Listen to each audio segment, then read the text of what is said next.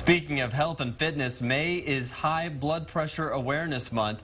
High blood pressure can ultimately lead to heart disease and has to be monitored. Joining us today is Dr. Maria Luisa Trirogoff, a nephrologist from the Austin Diagnostic Clinic, to help educate us this morning. Thanks for being with us. You're very welcome.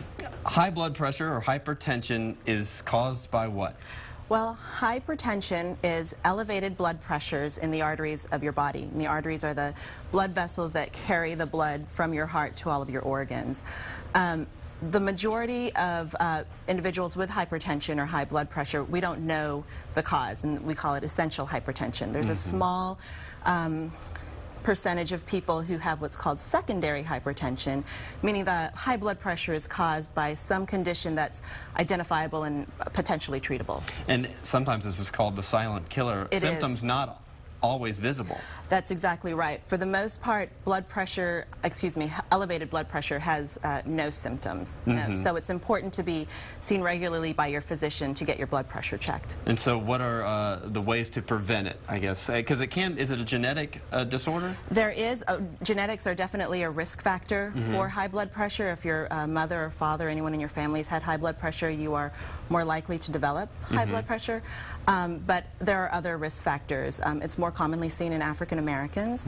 Obesity, and we just saw the segment on childhood obesity, is a very big risk factor for high blood pressure, as well as physical inactivity, high salt diet, and alcohol use. How much is stress related also to high blood pressure? Stress can certainly increase high blood pressure, but even the most relaxed person with the right genetic makeup can develop high blood pressure. Sure. And so go to adclinic.com, by the way, for more information. Absolutely. Stay away from salt. Yes.